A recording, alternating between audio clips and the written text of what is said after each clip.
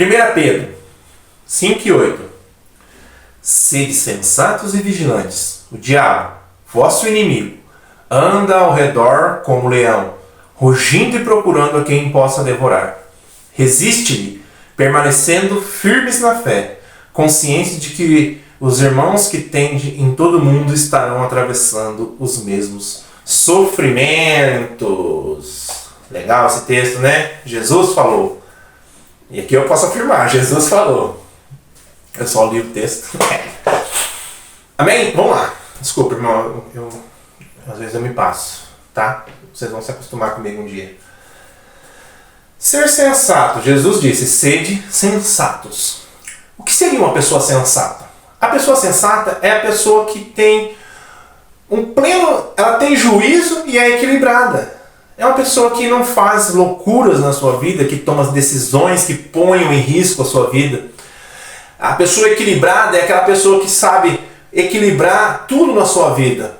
Não excesso de um, excesso de outro. Sabe equilibrar trabalho, família, igreja, estudo. A pessoa sabe tem um equilíbrio em sua vida. É a pessoa que age e pensa com cautela. Você tem cautela no que você vai falar? Você pensa muito bem antes de você falar? Meu primeiro pastor se chama Celso Ribeiro de Souza. Amo a vida dele, foi através dele que eu conheci a palavra, porque eu fui crente durante um tempo e me converti depois durante um outro tempo. Nesse período que eu fui crente, ele ministrou muitas coisas na minha vida que tragam para o dia de hoje. Uma delas é o seguinte: quando você vê um cachorro bravo na rua, você bate o pé para ele, pá, o que ele vai fazer? Ele vai latir e vai ser você.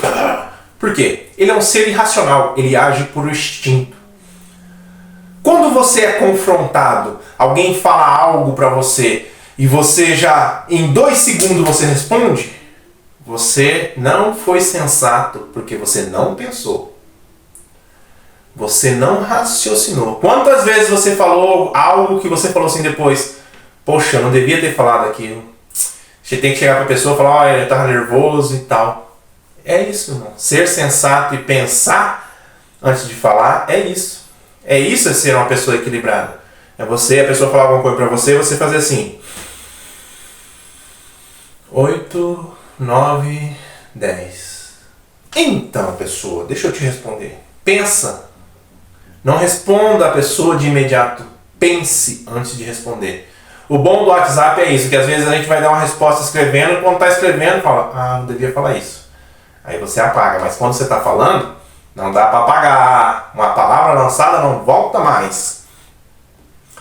Quando você age, você aprende a tomar providências e provocar uma reação na sua vida. Quando você começar a ter uma vida mais sensata, quando você passar a agir como uma pessoa sensata, isso vai provocar uma reação na sua vida. Quando você se submeter ao processo de raciocínio lógico, porque tudo que a gente faz, você tem que raciocinar, você tem que pensar, você vai começar a exercer uma capacidade de julgamento que determina as suas reflexões na sua vida. Então, quando você passa a ter um raciocínio mais lógico daquilo que você está fazendo, as decisões que você está tendo, isso vai determinar as suas atitudes no futuro. Por exemplo, quando você quer mudar a sua vida, eu quero parar de beber e parar de fumar. Às vezes você nem bagunça e o álcool e o cigarro às vezes não fazem mal, trazem transtornos na sua vida. Eu não estou querendo usar um exemplo pesado de droga, essas coisas. Estou falando assim, algo simples. Sentei ali no final da tarde com meus amigos, estou bebendo, quero parar. Como é que eu vou fazer isso? Eu vou buscar a palavra do Senhor. Porque eu ouvi falar que Deus, quando a gente tem Deus no coração, Deus enche tanto o nosso ser que a gente não precisa suprir com balada, álcool e droga. Então eu vou atrás disso aí. Você começou a tomar uma providência. Aí você chega lá num ambiente santo, uma igreja, e começa a se submeter ao processo dessa igreja. A orar, a jejuar, a ler a Bíblia. E isso vai começar a determinar as suas atitudes e ser uma pessoa sensata. Olha o texto lá. Sede sensatos. E outra tradução diz assim, sede sóbrios. É a pessoa que não se encontra sob o efeito de entorpecente, né? É a pessoa que está com o seu raciocínio em dia. Então, irmão, vamos ser sensatos? Vamos buscar ser sensato na palavra de Deus? A palavra de Deus está aí, ó, tem várias igrejas abertas aí. Eu não estou pregando a igreja, eu nem falei da minha igreja ainda. Mas eu estou aqui falando da palavra de Deus, ela está diante de você. Ela clama, a sabedoria clama por você. Ser vigilante. Não só ser sensato, mas ser vigilante também. Vamos lá. Vigilante é a pessoa que permanece atenta, que vive com cuidado e com cautela. De novo, a palavra cautela. É uma pessoa precavida que zela pela sua vida espiritual e a sua santidade. Às vezes eu tenho que tomar uma decisão que envolve meu trabalho. Às vezes eu tenho que fazer algo que sai do estatuto da empresa que eu trabalho. Mas aí eu tenho que pensar, isso vai prejudicar alguém? Isso vai trazer danos para mim, para minha pessoa, para minha moral, para o meu nome? Não? Então beleza.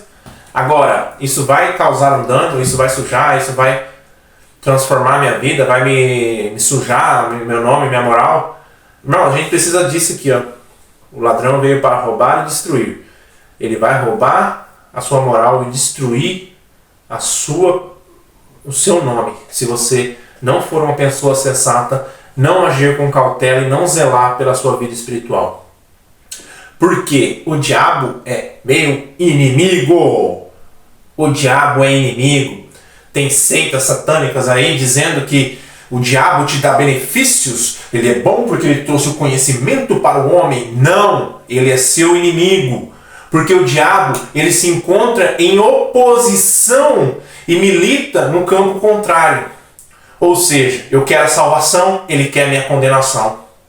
Ele é inimigo porque ele vai contra aquilo que você...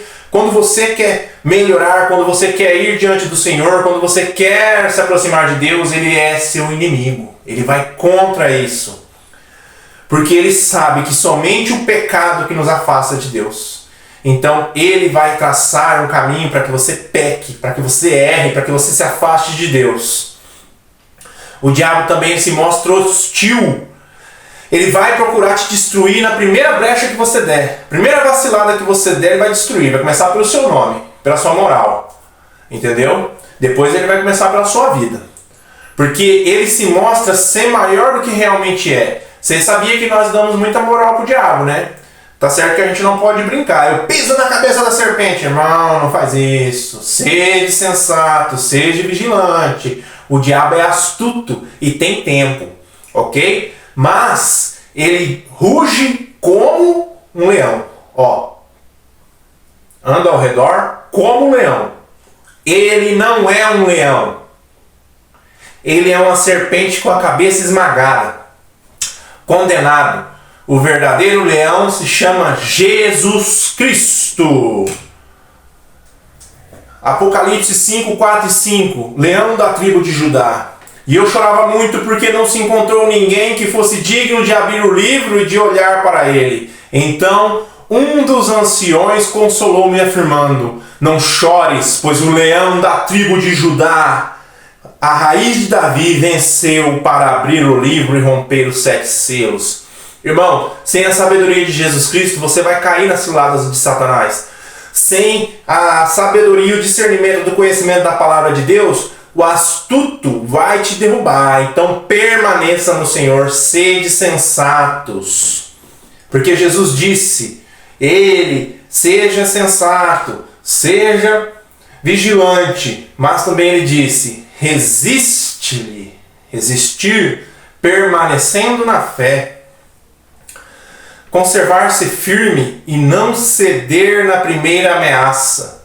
O Senhor Jesus nos deixa bem claro que vai ter o confronto, vai ter a ameaça, vai ter a investida, mas você precisa estar firme na sua fé em Cristo, pois não é pela sua força que você vai vencer, mas pelo poder de Deus na sua vida.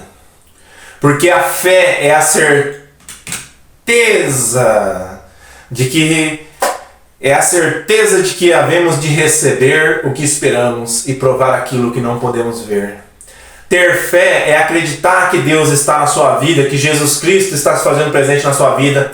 E às vezes, irmão, eu estou falando aqui de ser vigilante para evitar o ataque, mas numa situação dessa, às vezes o diabo já até te atacou. Até você já está até com um problema aí, talvez você já está até passando por uma luta, tá aí já passando por uma prova, querendo desistir, querendo terminar. Mas, irmão, tenha fé, porque a fé é a certeza que você vai passar, é a certeza que você vai conseguir vencer, é a prova daquilo que você não pode ver. Às vezes você não vê Deus agindo, às vezes você não ouve a palavra do Senhor, mas acredite, se você é uma pessoa sensata, vigilante, que ouve e tem a sabedoria de Deus na sua vida, Deus está agindo, Deus está fazendo. Então creia, irmão.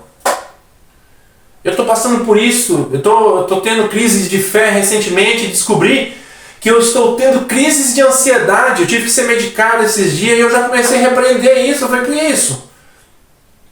Não, eu tenho fé, eu creio que Deus existe, que Cristo é o caminho, a verdade e a vida, e que eu busco a salvação através da palavra do Senhor. Então eu tenho que começar a lutar contra a minha própria carne. Porque a fé é um elemento indispensável para quem deseja viver para Deus. A fé, irmão, é a forma... A fé torna o cristão mais forte. E sem ela você não vai se mostrar frouxo na hora do confronto e cair. Provérbios 24:10. Sem enfraqueces no dia da angústia, a tua força é pequena. A sua força vai ser pequena se você começar a desconfiar da sua fé, deixar de acreditar. Se você deixar de acreditar, a sua força vai ser pequena. Então vai chegar o dia da angústia, vai chegar o confronto com o diabo e você está lá vacilando, irmão. Permaneça sensato, permaneça vigilante. Mas o versículo 9 continua dizendo assim, finalzinho do versículo 9 aqui, ó. Cadê?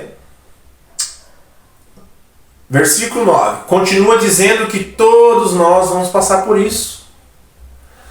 Saiba de uma coisa muito importante. Se você está passando por uma dificuldade, se você está passando por um momento de crise, se você está passando por um momento em que você não acredita que Deus está agindo na sua vida, se você caiu no pecado, se você voltou a fazer as práticas que você fazia quando conhecia Jesus, se você está errando e está vacilando, não se desespere. Não tente contra a sua vida. Não faça isso, irmão. Porque todos nós somos falhos. Porque todos pecaram e destituídos estão da glória de Deus. Eu sou um pecador, você é um pecador, então se você passa por uma dificuldade, eu também passo. Então se você sente uma dor, eu também sinto. Então o que você passa, eu também passo. Então não desista, irmão. E se você ouviu o pecado, se você deu lugar ao pecado na sua vida, busque a Cristo. Vai para a igreja, crente desviado. Tá fumando, tá bebendo, vai para a igreja, vai para o culto. O culto vai te libertar. Está aí destruindo a sua vida, entristecendo a sua família, nunca ouviu como pode fazer para melhorar? A palavra de Deus vai te melhorar. Senhor Jesus Cristo vai te melhorar.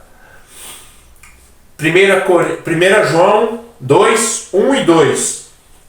Caros filhinhos, essas palavras vos escrevo para que não pequeis. Se, entretanto, alguém pecar, temos advogado junto ao Pai, Jesus Cristo o justo. Ele é a apropriação pelos nossos pecados e não somente por nossas ofensas pessoais, mas pelos pecados de todo mundo.